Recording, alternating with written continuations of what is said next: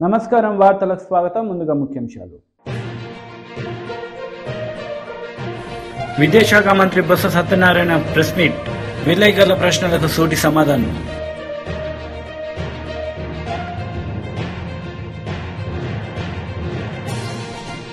శాసనసభలో రెండో సెషన్ 6వ రోజు సీఎం రేవంత్ రెడ్డి ఫైర్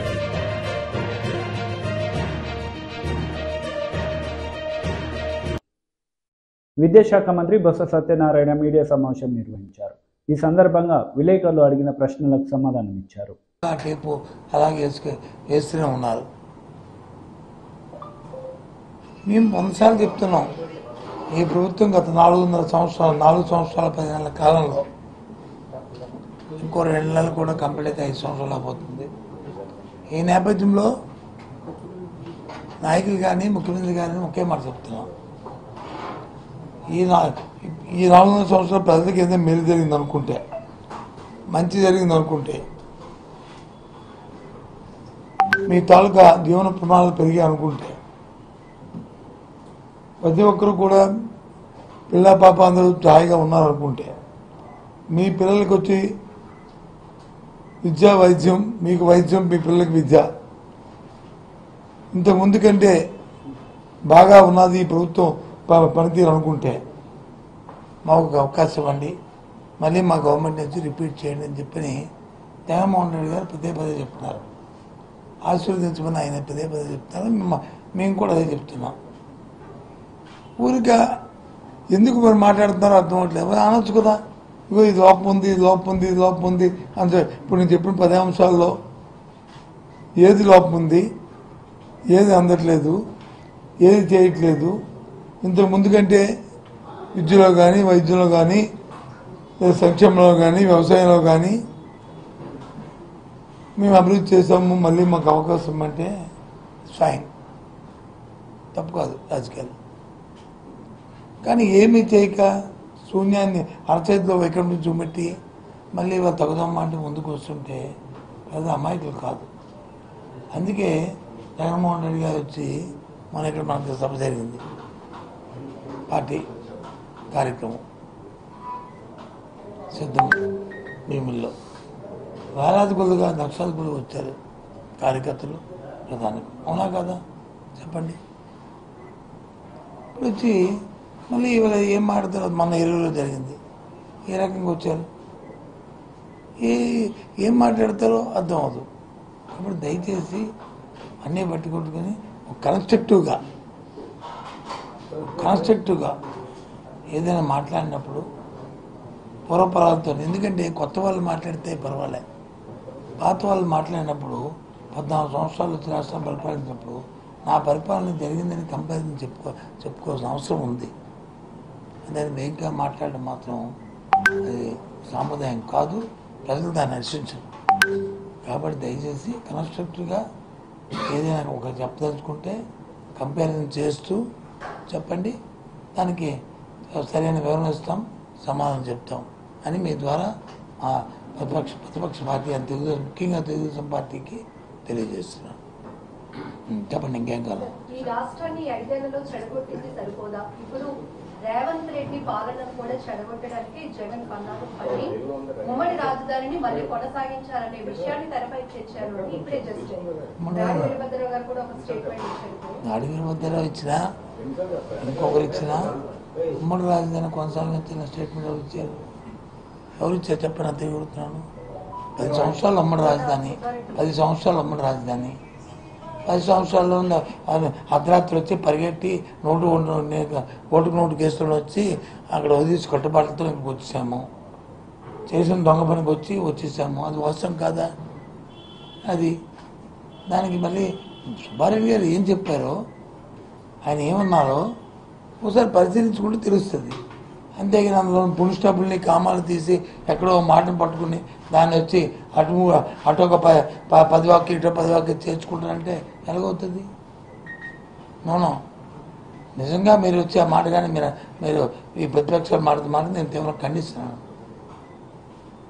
ఎవరైనా ఆలోచన ఉన్న వాళ్ళు ఎవరైనా మళ్ళీ ఉమ్మడి రాజధాని కొనసాగించాలని అడుగుతారండి? అంత సుబ్బారెడ్డి గారు కానీ మాకు కానీ అంత ఆలోచన లేదండి. ఇవాళ కొత్తగా రాజకీయాలకు వచ్చాము మేము ఆడడానికి. చెప్పండి చెప్పండి. తెలంగాణకు సంబంధించినటువంటి మాజీ మంత్రి వేముల ప్రశాంత్ రెడ్డి ఉమ్మడి రాజధానిగా హైదరాబాద్ నే కొనసాగించాలని మరోసారి మాట్లాడితే ఏపీకి సంబంధించినటువంటి నేతలు ఎలా హైదరాబాద్ లో తిరుగుతారో చూస్తామని చెప్పి ఛాలెంజ్. అసలు ఇష్యూ లేనప్పుడు వచ్చి ఈ ఛాలెంజ్లు నిమిషం అండి. ఆయన అన్ని మాటలు చెప్తాను. ఇప్పుడు ఆయన అన్ని మాట ఏంటి? మూడవ తెలంగాణ శాసనసభ 2వ సెషన్లో 6వ రోజు సీఎం రేవంత్ రెడ్డి పాల్గొన్నారు. ఈ సందర్భంగా ఆయన మాట్లాడారు. ఒక్క నిమిషం గౌరవ ముఖ్యమంత్రి గారు. స్పీకర్ సార్, గత 3 రోజుల నుంచి కూర్చోండి ప్లీజ్. శాసనసభలో తమరి అనుమతితో కృష్ణానది జలాల మీద కావచ్చు, గోదావరి నది మీద నిర్మించిన కాళేశ్వరం ప్రాజెక్టుకు సంబంధించి మేడిగడ్డ కావచ్చు, అన్నారం కావచ్చు, సుందిల్ల కావచ్చు, లేకపోతే పంప్ హౌజుల విషయంలో కావచ్చు, చాలా విషయాలలో మనం చర్చించుకుందాం, చూసి వచ్చి ఈ సభలో వాస్తవాల ప్రాతిపదికన చర్చ జరపాలి అని తమరి అనుమతితోటి మనం నిర్ణయం తీసుకున్నాం. వాస్తవంగా ఈ రైతుల పట్ల, తెలంగాణ సమాజం పట్ల గౌరవం ఉంటే ప్రధాన ప్రతిపక్ష పార్టీ ప్రభుత్వ ఆహ్వానాన్ని దృష్టిలో పెట్టుకొని అందరం కలిసి అక్కడికి వెళ్లి ఆ ప్రాజెక్టులను పరిశీలించి అక్కడ జరిగిన నష్టాన్ని, రైతులకు వచ్చిన కష్టాన్ని అర్థం చేసుకొని ఆ సమస్యకు ఒక పరిష్కారం చూపించే అవకాశం ఉండే. రాకపోను కొత్తగా వచ్చిన ప్రభుత్వమే ఏదో తప్పు చేసినట్టు, ఈ తప్పుకు కొత్తగా వచ్చిన వాళ్ళే బాధ్యత అయినట్టు, అదేవిధంగా పదే పదే భాష గురించి, మాటల గురించి మీరు ఇట్లా అంటుండ్రు, మీరు అట్లా అంటుండ్రు, మమ్మల్ని గౌరవిస్తలేరు అని ఏదైతే చర్చ జరుగుతుందో, మాజీ ముఖ్యమంత్రి గారు నిన్న నల్గొండ జిల్లాలో వాడిన భాష మీద చర్చ చేద్దామా అధ్యక్ష? ఏం బీకనిక పోయిందని అడుగుతాడా అధ్యక్ష? మాజీ ముఖ్యమంత్రిగా 10 ఏళ్లు పనిచేసి, కేంద్ర మంత్రిగా పనిచేసి, రాష్ట్ర మంత్రిగా పనిచేసి, శాసనసభ్యుడిగా పనిచేసి, పార్లమెంటుగా పనిచేసి, గొప్పలు చెప్పుకొని జబ్బలు జరుచుకునే ఉద్యమకారుని అనేట ఆయన ప్రధాన ప్రతిపక్ష పార్టీ హోదాలో ఉండి ఒక రాష్ట్ర ముఖ్యమంత్రిని పట్టుకొని ఏం బీకనిక పోయినావు అని అడిగితే, రా ఇప్పటికే ప్రజల్ని ప్యాంట్ ఊడబిక్కురు, ఉన్న అంగి చొక్కా కూడా ఊడబిక్తాం. ఇప్పటికే తెలంగాణ ప్రజలు మొన్న జరిగిన ఎన్నికలలో మీ పాయింట్ ఊడబిక్కిరు. ఇవాళ ఆ పాయింట్ ఊడబిక్కితే చెప్పుకునే దిక్కు లేక బొక్కబోర్లో పడితే బొక్కలు ఇరిగినాయి మీకు. అయినా మీ బుద్ధి మారలేదు. ఒక ముఖ్యమంత్రిని పట్టుకొని ఏం బికనిక పోయినామని అడుగుతారా అధ్యక్ష? ఇది పద్ధత? ఈ రాష్ట్రం 4 కోట్ల ప్రజలు ఓట్లేసి గెలిపించిన ముఖ్యమంత్రిని పట్టుకొని ఏం బికనిక పోయినామని అంటారా అధ్యక్ష? ఇదేనా తెలంగాణ సాంప్రదాయము? ఈ రోజు నేను మళ్ళీ అడుగుతున్నా అధ్యక్ష, ఈ రోజు మేడిగడ్డ మేడి పండులాక కుంగిపోతే మేడిగడ్డల నీళ్లు నింపడానికి అవకాశం ఉందా అధ్యక్ష?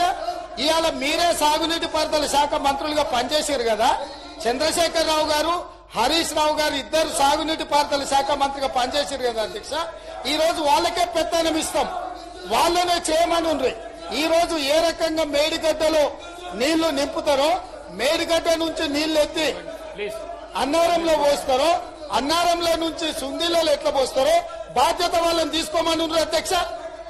మొత్తం కుంగిపోయి కుప్ప కూలిపోతుంటే ఈ రోజు అక్కడ నీళ్లు నింపడానికి ఏమాత్రం అవకాశం లేక పూర్తిగా ప్రాజెక్టు దెబ్బతిని ఖర్చు పెట్టిన 94,000 కోట్ల రూపాయలు వృధా అయిపోయి ఈ రోజు మొత్తం ప్రాజెక్టే దెబ్బతిన్న పరిస్థితుల్లో ఈ రోజు ప్రజల దగ్గరికి వెళ్లి సమాధానం చెప్పుకోలేక శాసనసభకు రావాల్సిన ఉపనాయకుడు ఇక్కడ సభలోకి రాకుండా పారిపోయి ఈ రోజు చర్చ చేయటమంటే రాకుండా ముఖ్యమంత్రి గారిని పట్టుకొని ఇట్లా మాట్లాడొచ్చా అధ్యక్ష? అందుకే నేను ఒకటే మాట అడుగుతున్నా, మీరు ఇవాళ మీరు ఇవాళ చర్చకు సిద్ధమైతే పిలువండి. మీ మీ పార్టీ నాయకుడిని, మీ సభాపక్ష నాయకుడిని చర్చ చేద్దాము. రేపు సాయంత్రం వరకైనా కాళేశ్వరం ప్రాజెక్టు మీద, గోదావరి జలాల మీద ఈ ప్రభుత్వం చర్చ చేయడానికి సిద్ధంగా ఉంది.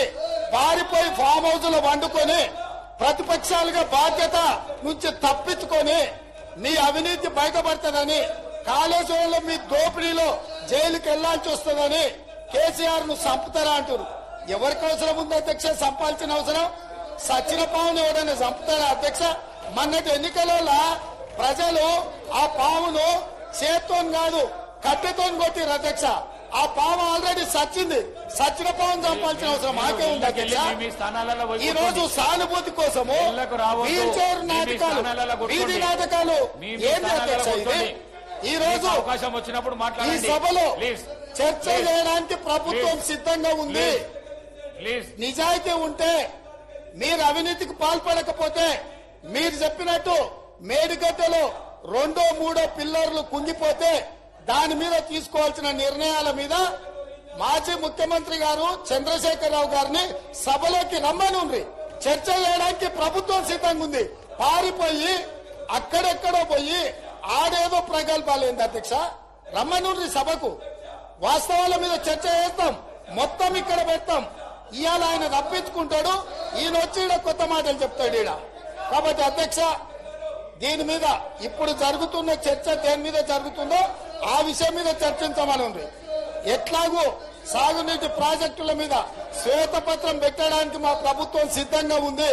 మీరు ఏమేమి విషయాలు ఉన్నాయో, ఏమేమి చర్చ చేయదలుచుకుందో మొత్తానికి మొత్తం శ్వేతపత్రం సందర్భంగా చర్చ చేద్దాం. లేదు కాళేశ్వరం మీద మీరు చర్చ అంటారా? దానికోసం ప్రత్యేకంగా తమ సమయం కేటాయించండి. కాళేశ్వరం మీద చర్చ చేయడానికి మేము సిద్ధంగా ఉన్నాం అధ్యక్ష. కడియం శ్రీ గారు కడియం శ్రీ మీ స్థానాలలో కూర్చోండి ప్లీజ్ ప్లీజ్ ప్లీజ్ ప్లీజ్. అధ్యక్ష మీ స్థానాలలో పోయి కూర్చోండి. మీ స్థానాలలో పోయి కూర్చోండి ప్లీజ్ ప్లీజ్ ప్లీజ్ ప్లీజ్. వెళ్ళకు రావద్దు దయచేసి. ఈ ప్రాక్టీస్ బాగలేదు. వెళ్ళకు రావద్దు ప్లీజ్. అధ్యక్ష, గౌరవ ముఖ్యమంత్రి గారు సభ సెక్రటేరియట్లో రాజీవ్ గాంధీ విగ్రహం పెట్టాలనే నిర్ణయాన్ని వెంటనే విరమించుకోవాలని పల్లా రాజేశ్వర్ రెడ్డి డిమాండ్ చేశారు. ఈ సందర్భంగా ఆయన మాట్లాడారు. ఖచ్చితంగా ఆ మా డిమాండ్ చెప్తున్నాం. దానికి ఎదురుగా ఏదైతే అమరవీరుల స్తూపానికి మరియు సెక్రటేరియట్ కి మధ్యలో ఉన్న జాగాలో మేము నిర్ణయించిన విధంగా, తెలంగాణ ప్రజలు వాంఛించిన విధంగా ఆ విగ్రహాన్ని పెట్టాలి. ఖచ్చితంగా దాన్ని విరమించుకోవాలి. రాజీవ్ గాంధీ విగ్రహాన్ని విరమించుకోవాలని చెప్పేసి మేము కోరుతూ ఇవాళ ముళ్ళ కంచెలు తీసేస్తామని ఇక్కడ సభ్యులకు కూడా ముళ్ళ కంచెలు వేసిండ్రు. ఇలా అసెంబ్లీ ఎదురుగా 3 రెట్ల కంచెలు వేసిండ్రు. 1000 మంది పోలీసులు ఉన్నది 3000 మంది పోలీసులు పెట్టిండ్రు. అనేక మంది ఇలా మార్షల్స్ తోని, ఇవాళ పోలీస్ వ్యవస్థతోని 3 రెట్లు పెంచి ఇవాళ ఏదో పరిపాలన చేద్దాం అనుకుంటున్నారు. ఎక్కడ ప్రజాపాలన, ముళ్ళ కంచెల పాలన, పోలీసుల పాలన, ఇవాళ వాళ్ళ యొక్క అహంకార పాలన, దీన్ని నశిస్తూ ఖచ్చితంగా రేపు కానీ ఎప్పుడు కానీ స్పీకర్ గారు గుర్తించాలి. మా మాట వినడానికి, మా యొక్క వాయిస్ పోవడానికి అవకాశం ఇవ్వాలని చెప్పి కోరుతూ, కనీసం ఇక్కడ మాది పోవడానికి కూడా ఇవ్వలేదు కాబట్టి దాన్ని ఖండిస్తూ జై తెలంగాణ. మాజీ ఎమ్మెల్యే ధూళిపాల నరేంద్ర కుమార్ మీడియా సమావేశం నిర్వహించారు. ఈ సందర్భంగా పలు అంశాలపై ఆయన మాట్లాడారు. తారీఖున ఆయన పొన్నూరు నియోజకవర్గంలో అప్లై చేశాడు. బిఎల్ఓని ఎప్పుడు అపాయింట్ చేశారు? ఇది మీరు ఎవరైనా ఆయన ఇచ్చిన రిఫరెన్స్ నెంబర్ ఆన్లైన్లో కొడితే ఆ రికార్డు మొత్తం దొరుకుద్ది. ఎవరైనా కొట్టచ్చు. 13/10/23 ఆయన పొన్నూరు నియోజకవర్గంలో ఓటు కోసం పెడితే బిఎల్ఓని 4/11/23 బిఎల్ఓకి వచ్చింది. అదే బిఎల్ఓ 4/11/23 రోజే వెరిఫై చేశాడు. చేసి 9/11/23 కల్లా ఆయన ఓటు యాక్సెప్ట్ అయింది. తర్వాత ఆయనకు ఒక ఎపిక్ నెంబర్ క్రియేట్ అయింది. ఇది పొన్నూరు నియోజకవర్గంలో ఆయన అప్లై చేసిన, ఆయన ఏదైతే నేను ట్విట్టర్లో పెట్టి నేనేదో సచ్చీలుండి నేను ఫామ్ 7 పెట్టా అని చెప్తా ఉన్నాడో, ఆయన పెట్టిన అప్లికేషను ఏ రోజు పెట్టాడు, ఏ రోజు బిఎల్ఓ కి వెళ్ళింది, ఏ రోజు బిఎల్ఓ అప్రూవ్ చేశాడు, ఏ రోజు దాన్ని అప్లోడ్ చేశాడనే సంపూర్ణమైన డీటెయిల్స్ డేట్స్తో సహా. నేను అడిగేది ఒకటే, ఆయన మాటల్లోనే తీసుకుంటే పొన్నూరు నియోజకవర్గంలో ఆయనకు ఓటు వచ్చింది. మరి ఫామ్ 6లో ఎవరైనా ఈ భారతదేశంలో పుట్టిన ఎవరైనా సరే ఫామ్ 6 మనం అప్లోడ్ చేసినప్పుడు ఒక డిక్లరేషన్ ఇస్తాం. ఈ భారతదేశంలో మనం పుడితే మనం ఓటు కావాలంటే ఫామ్ 6 పెడతాం. ఆ ఫామ్ 6లో మనకి ఇచ్చిన డీటెయిల్స్ అన్ని పెట్టి మనం చివర్లో ఒక డిక్లరేషన్ ఇస్తాం. ఇది మేము సృష్టించింది కాదు అయ్యా క్యాంప్ క్లర్క్ గారు, ఇది ఎలక్షన్ కమిషన్ ఆఫ్ ఇండియాకు సంబంధించిన ప్రొఫార్మా. ఇది ఈ ప్రొఫార్మాలో ఏం చెప్తా ఉన్నారు, నీ డీటెయిల్స్తో పాటు చివరిలో మనల్ని డిక్లరేషన్ ఇవ్వాలి. దీనికి ఏమని, నేను మొట్టమొదటిసారి ఓటు కోసం దరఖాస్తు చేస్తున్నా, నా పేరు ఎక్కడైనా అసెంబ్లీలో కానీ పార్లమెంట్లో కానీ నాకు ఎక్కడ ఓటు లేదు, నేను మొట్టమొదటిసారి అప్లై చేస్తున్నానని చెప్పి డిక్లరేషన్ ఉంటుంది. తర్వాత దానిలోనే ఈ డిక్లరేషన్లోనే పాయింట్ 5కి వెళ్తే ఏముంటుంది, I am aware that making above statement or declaration in relation to this application which is false, which I know or believe to be false or do not believe to be true is punishable under section 31 of representative of people's act of 1950 with imprisonment for term which may extend to 1 year or with fine or with both. అంటే నేను ఇచ్చిన సమాచారం తప్పైతే section 30 representative of people act కింద నా మీద చర్యలు తీసుకోవచ్చు. ఈ సెక్షన్ ద్వారా 1 సంవత్సరం జైలు శిక్ష కానీ లేదా ఫైన్ కానీ లేదు 2 వేసే అధికారం ఉంది అని చెప్పి ఆయన పెట్టిన ఫామ్ 6 డిక్లరేషన్లోనే స్పష్టంగా ఉంది. నేను అడుగుతా ఉన్నా, మరి పొన్నూరు నియోజకవర్గంలో ఓటు కోసం ఫామ్ 6 మీద ఆయనది సజ్జల రామకృష్ణారెడ్డి గారు, ఆయన సతీమణి లక్ష్మి గారు, ఆయన కొడుకు సజ్జల భార్గవరెడ్డి గారు, వారి అమ్మాయి దీపిక అనేది ఒక పేరుంది అమ్మాయి కోడలు, వీళ్ళందరూ ఫామ్ 6 అప్లికేషన్స్ ఎవరు పెట్టారని నేను ప్రశ్నిస్తా ఉన్నా. మీరే కదా, మీరు సంతకాలు పెట్టకుండా పొన్నూరు నియోజకవర్గంలో ఫామ్ 6 అప్లికేషన్స్ అయితే రావు కదా. మీరు అప్లికేషన్స్ పెట్టిన తర్వాత మాత్రమే ఈ అప్లికేషన్స్ అన్ని పొన్నూరు నియోజకవర్గంలో ప్రాసెస్ అయినాయి. నేను అడుగుతా ఉన్నా, ఇప్పుడు మేము ప్రశ్నించి బయట పెడితే మమ్మల్ని విమర్శిస్తున్నారు.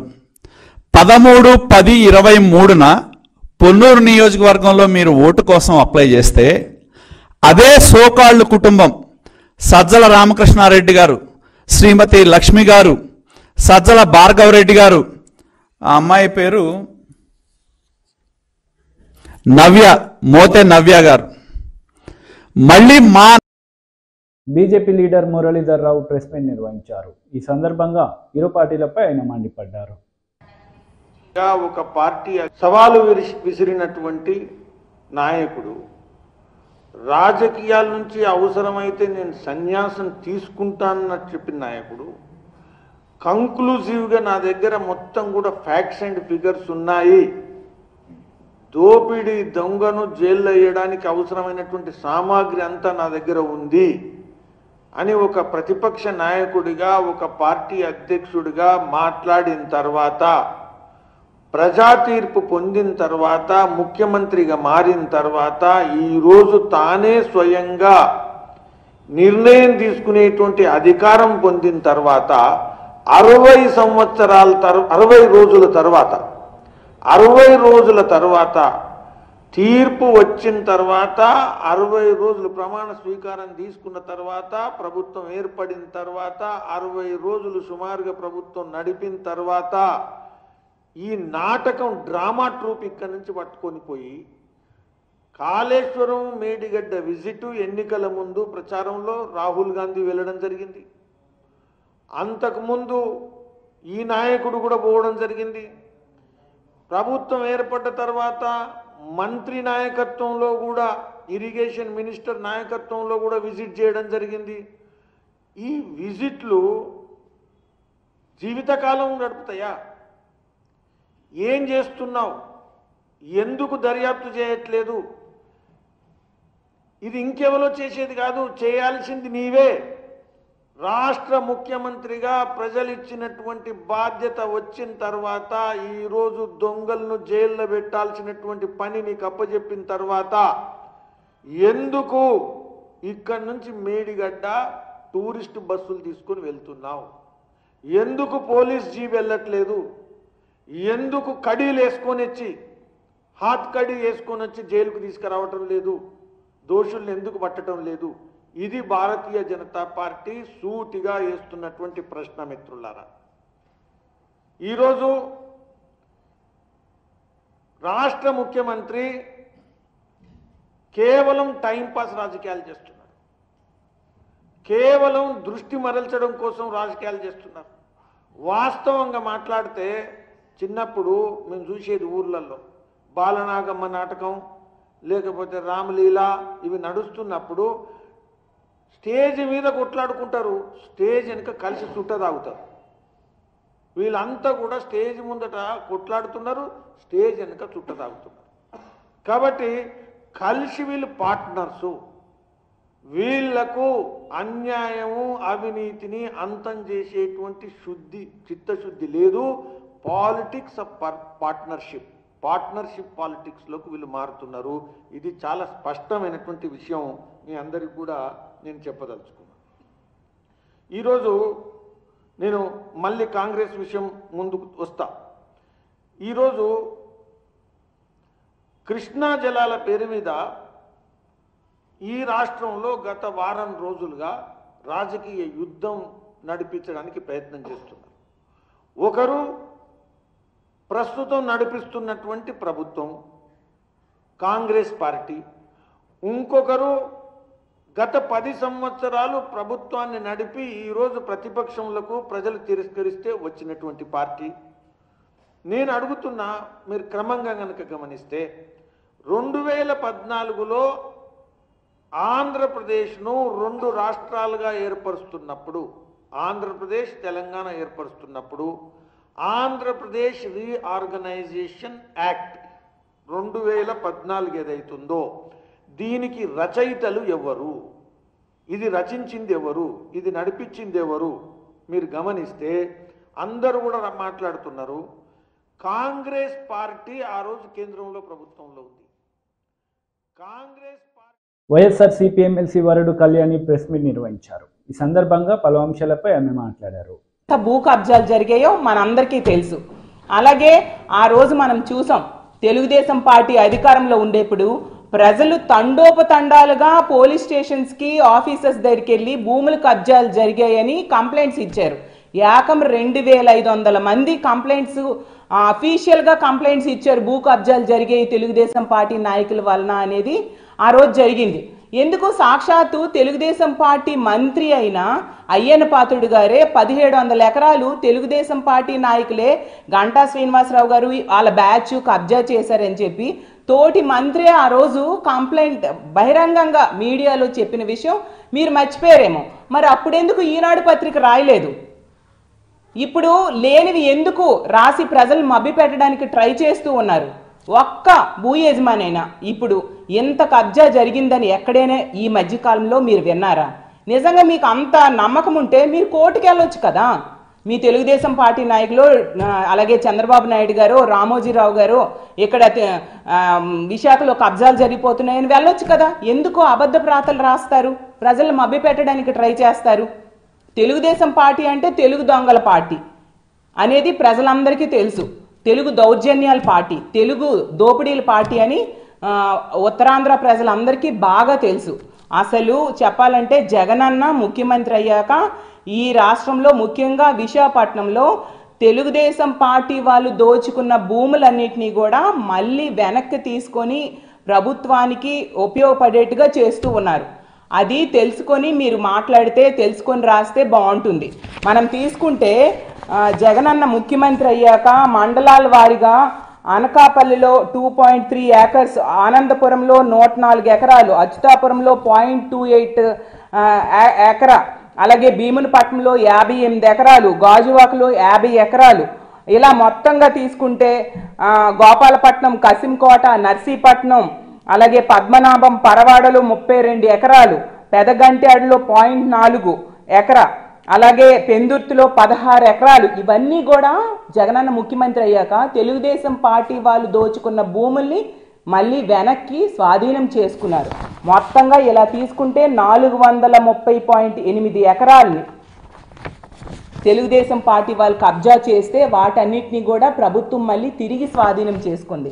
అంతా ప్రజల పక్షాన ఉన్న party YSR Congress party, YSR Congress party నాయకులు, అలాగే వైఎస్ఆర్ కాంగ్రెస్ పార్టీ అధినేత, అలాగే మన రాష్ట్ర ముఖ్యమంత్రి అయిన జగన్మోహన్ రెడ్డి గారు.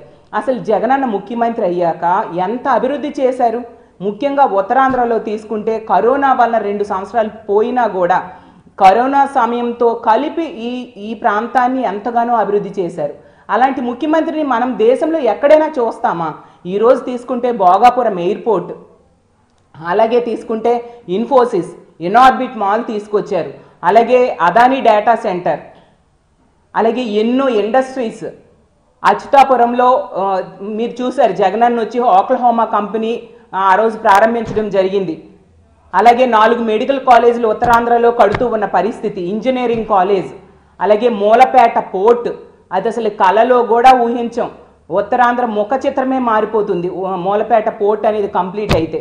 అలాగే శాశ్వతంగా ఎన్నో ఏళ్ళుగా సమస్య అయిన ఉద్దానం కిడ్నీ ప్రాబ్లంలు కూడా జగనన్న ముఖ్యమంత్రి అయ్యాక శాశ్వత పరిష్కారం ఈరోజు చూపించారు. 700 కోట్లతో తాగునీటి పథకాన్ని తీసుకురావడమే కాకుండా 85 కోట్లతో 200 పడకల హాస్పిటల్, క్యాన్సర్ రీసెర్చ్ సెంటర్ కూడా తీసుకొచ్చి వార్తలు ముగించే ముందు ముఖ్యాంశాలు మరోసారి. విదేశాంగ మంత్రి బొత్స సత్యనారాయణ ప్రెస్ మీట్, విలేకరుల ప్రశ్నలకు సూటి సమాధానం.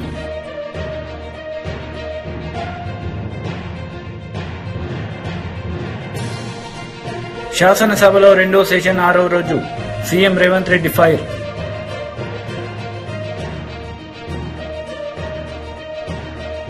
ఈ వార్తలు ఇంతటితో సమాప్తం. తిరిగి ప్రసారమయ్యే వార్తలు మళ్ళీ కలుద్దాం. అంతవరకు సెలవు. నమస్తే.